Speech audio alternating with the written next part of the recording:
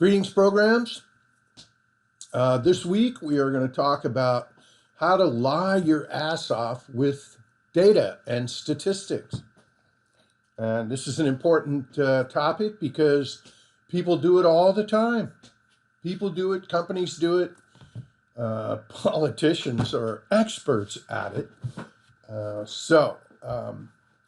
I'm going to show you how to manipulate data using the select if function in the select cases menu in the database. So the finished assignment will include 10 frequency tables. And you all know how to run frequency tables by now. So there are 5 problems. So there's going to be 1 pair of tables for each problem. For example, in the first problem, which I will do for you in this video, you're going to work with the variable strFinan, which is, how stressful are your finances. So you'll end up pasting 2 tables for this one problem. One showing the, stress finances variable in its original form. And then another showing the same variable, the same table after you've manipulated the data with a different variable. Work situation. What is your present work situation? So don't forget to read all the instructions, right? Make the document professional. Give it a cover page. If you've already created a cover page with your super awesome research company name, then you could just use the same one, okay? But, change it so it's appropriate for the current assignment. Okay, I have this PowerPoint thing here, and I'm just gonna show you this. Here's a whole bunch of tables, which can really give you an idea of how people can manipulate data. So here is one, food stamps average participation going all the way back to the Nixon administration and going through President Obama's first term, which ended in 2012.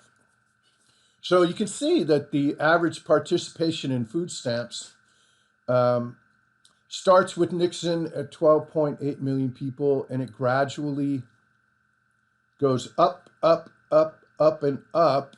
And then after George W. Bush is done, look at what happens in the Obama administration. It just skyrockets. It almost goes up 20 million people. And, look what that damn liberal socialist is doing. He's letting people have everything for free. And he's costing us all kinds of money that we can spend on, who knows what. More tractor pulling festivals.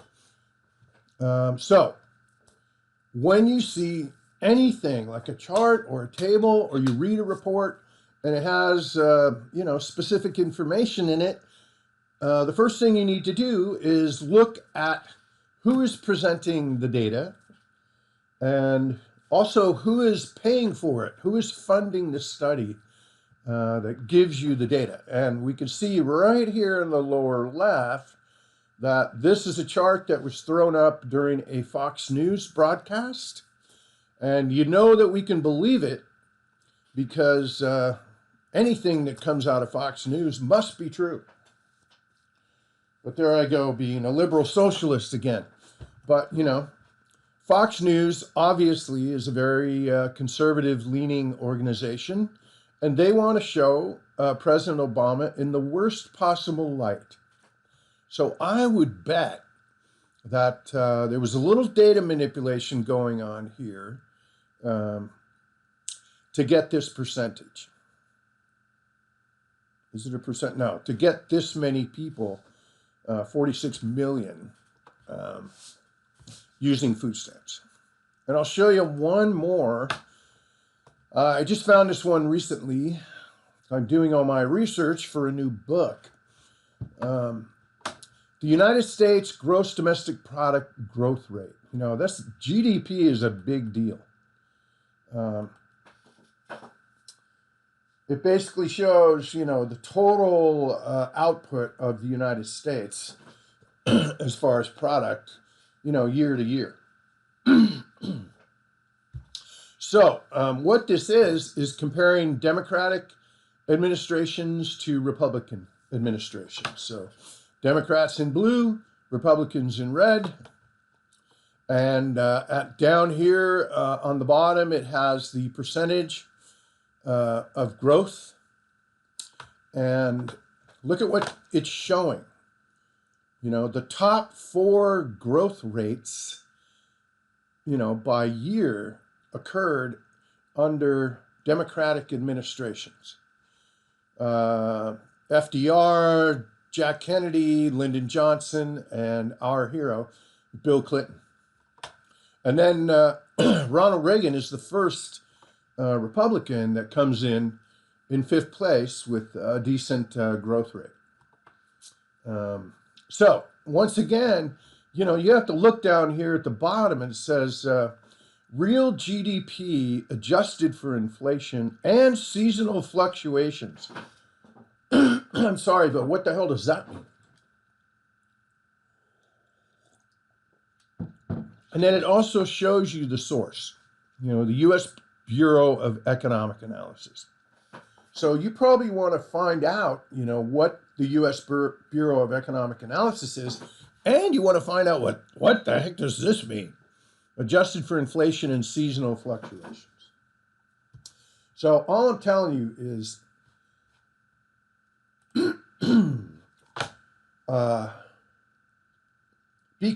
think critically about what you're looking at. That's a good idea. Okay, I have a file here with the select if instructions. Bing! And this is exactly what you do when you go into SPSS and you want to manipulate a variable. Okay, step-by-step instructions. And I will go through these when I do the problem for you. The most important thing is down here at the bottom. You know, when you are finished with a problem and you're ready to do the next problem, you must open the Select Cases window and click the Reset button and the OK button before you go to the next problem. Very important. Okay, let's go back to the class, and I have the problem set, and this time you're using the Family Marriage Health data set. So if I open that, then here are the 5 problems that you have to do. And look at, you know, look at this thing. Many students don't follow the 3 simple instructions, okay? You have to run a frequency on a variable first. Then you use the select if or select cases menu in SPSS to manipulate the variable work sit. You know, what is your work situation? And in this case, you're going to set work sit equal to 4. And then the third step is you're going to run another frequency on, you know, how stressful are your finances. What students usually do is they jump right to the second step. And they set a condition or manipulate the data on, you know, the second variable. So don't do that, please. Make sure you run the frequency first. Then you manipulate the other variable, and you run a frequency on the first variable third. Okay, and then, let's see. I also have the Family Marriage Health database in here. So if you click that, bing, you know, I think as long as you have SPSS open, then this database will open up. And remember, in variable view, you have all of the variable names. And in data view, all the variable names are across the top. And then you have numbers on the rows, and those are just individual people or respondents who are answering the survey that gives all the data for what you want to do. Okay, are you ready to do it? Are there any questions? Oh, yeah, sorry. I guess we can't have questions because this is a video. All right, so let's go look at the assignment here. And we're going to do this number one problem. See how cool I am? I'm giving you the first problem. So what does it tell you to do first? Run a frequency on STR Finan, or how stressful are your finances. So we're going to go to the database, and we all know how to run a frequency, analyze descriptive statistics and frequencies. If you don't remember how to do that, there's a file in there in the class that says how to run a frequency distribution. I think it's in the actual first week of class. Okay, so we have to find stress Finan and move it over and click OK. Bing! You like the sound effects? I don't know. Hopefully, because I'm going to keep doing it.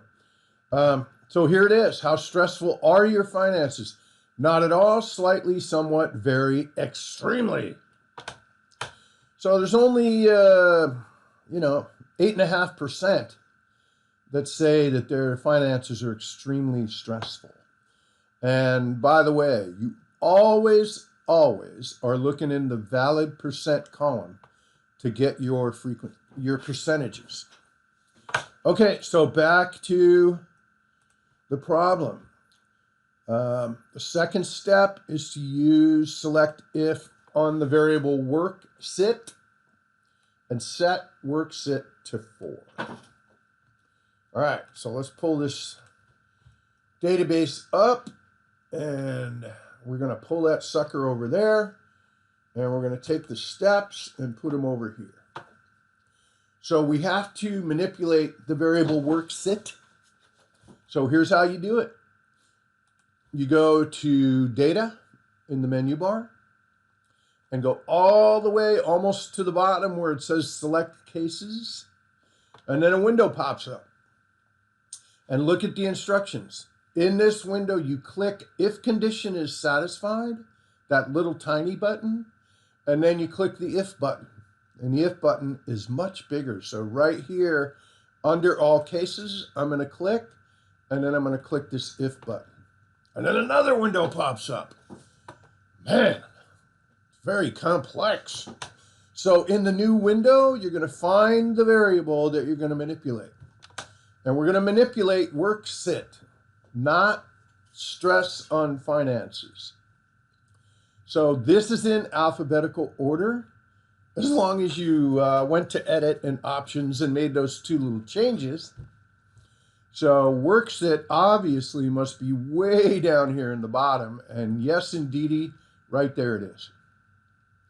So you find the variable, move it over, and the condition that we want to set is equal to 4. Okay, now you can type equal 4 if you want to, but I feel more comfortable using the buttons. So there it is, work sit equals 4, and then click continue and click OK. Boing, boing. Oh my God, everything disappeared and I don't see a table. Well, you're not supposed to see a table, right? All you're supposed to see is this. You know, this is syntax code, which you're going to have a whole lot of fun writing later on in the semester. And all it does is just tell you in code what you did. You know, you set work sit to 4. So let's go back to the assignment. And the third thing we have to do is run another frequency on stress finances. So we'll go back to SPSS and See all these diagonal lines? Those are cases that are eliminated because of the condition that we set on WorkSit.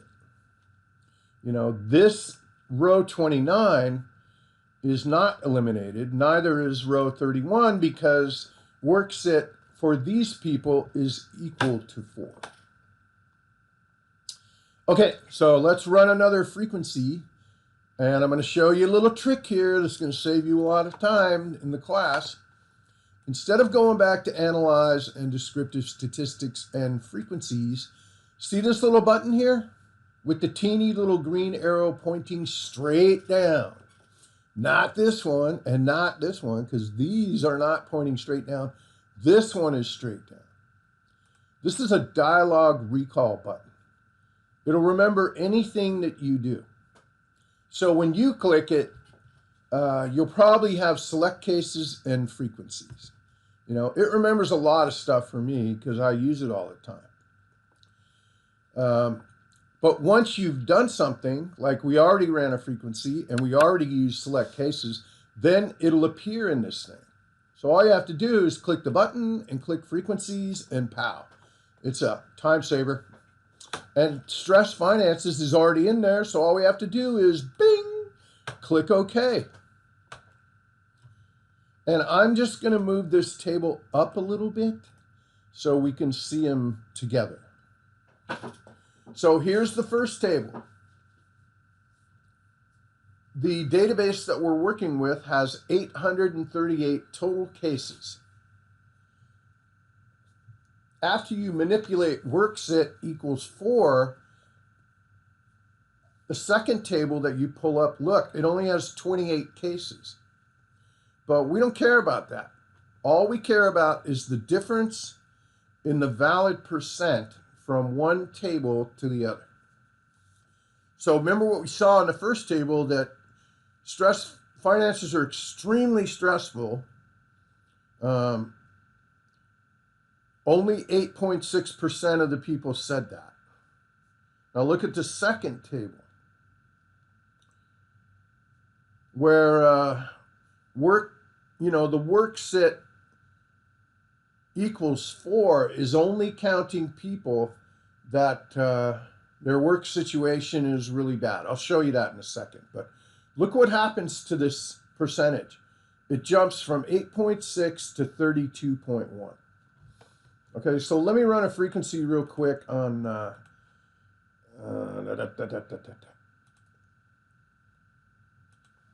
WorkSit. Just to show you, this is just to show you, what the fourth answer, in WorkSit. Yeah, we'll do this. Let me grab this sucker and pull it up here. When WorkSit is equal to 4, that answer is unemployed and looking for work, right? So obviously, when you manipulate WorkSit to equal 4, all these 28 people are unemployed and looking for work. So of course they're, how stressful are their finances is going to jump radically from 8.6 to 32.1. And that's what I want you to do with this assignment. I want you to tell me, which answer, like not at all, slightly, somewhat, very, extremely, has the most profound change. Not at all doesn't change that much. Neither does slightly or somewhat. Very goes up 10%, but extremely is just pow. It's almost 4 times the amount. Okay? Totally confused yet? Awesome. That means I'm an incredible professor. Okay. So, let's go look at the assignment again. What you have done, once you have done all 3 of these steps, like I said, I want you to look at the difference in how stressed out people are about their finances.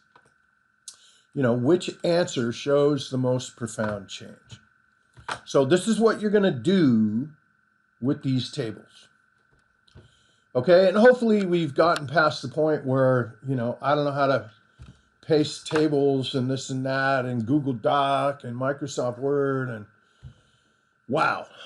However you do it, I want you to copy the first table, and if you can, copy it as an image. And I want you to get into this habit of pasting tables as pictures. And I'll show you why. So here's a blank Word document, and let's see what happens here. Yeah. So after you copy it as an image and open Word, then way up here on the left, you can drop down the paste menu and select Paste Special, and either one of these picture files will work. Either one. I don't care. I'm going to do JPEG, and not only does this table look exactly like it looks in SPSS, it's also a picture. So you can manipulate this thing. If you double click the picture, then all these buttons change, and go to wrap text up here and drop down this menu and change the picture profile, whatever you want to call it, to tight. And then you can move it anywhere you want. Plus if it's a picture, you can make it small. That's probably a little too small to hand in. But you can shrink it down a little bit if you want. So pictures are good, except that Kilpatrick forgot to do something, but hey, that's okay.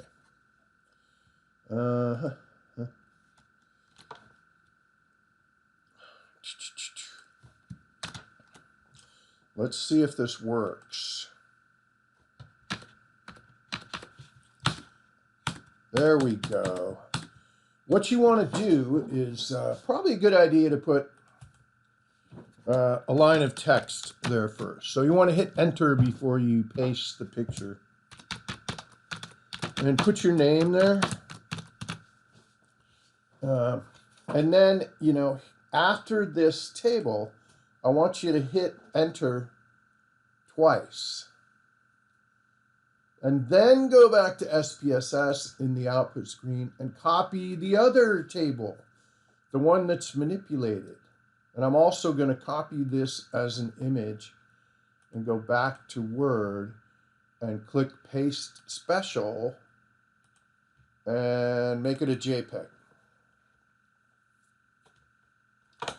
Now, if you do that, if you hit enter twice, then guess what? You have a line of text that you can type in. And all I want from you is not a gigantic paragraph of explanation. All we're looking at is the extremely answer in this table. So this is what you write.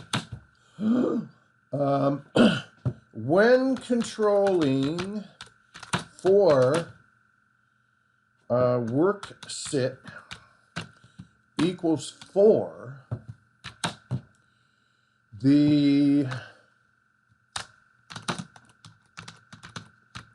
extremely answer jumps from 8.6% to 8.6%. Hey, how about that? Well, Kilpatrick made an error because he copied and pasted the same table, so we'll get rid of that one and go back to SPSS. And we're trying to copy this one, right? Okay, let's try it again. Image. And paste special as a picture. And it's the same table again. So hopefully you won't run into this problem. So let us go back to SPSS. And we'll just get rid of this sucker. And we'll try this again here. right click, copy as image, go back to Word, and paste special as a JPEG. Hey, let's try not to make this, or let's try not to make this video 100 minutes long. Okay, let's try another strategy here. I'm just going to right click and copy this sucker. And then I'm going to go back to Word and right click and paste it. How about that? I don't know what happened. But anyway, now we have the second table, which is not a picture, but hell, that's okay. And then we go back to our statement. You know, it jumps from 8.6% to 32.1%. And that's all you have to write. Okay? This is problem 1 finished. Now, it would really help Kilpatrick if you went to a new page to do the next problem. That way I can have one table and a statement and the other table right below it and then on one page. You know, if you start the second problem here, then you're going to get one table and the statement, and the second table is going to be here. And that makes it hard for Kilpatrick to grade. And we know the primary function in SOC 360 is to keep Kilpatrick calm. Okay, so I'm done. I'm going to go ride my bike. So you know what happens. We have office hours, and I do a 3-hour office hour on Friday. So email me or come into the office hour if you have any questions. Okay? Okay. Don't forget the cover page. Okay. All right. I'll see you soon.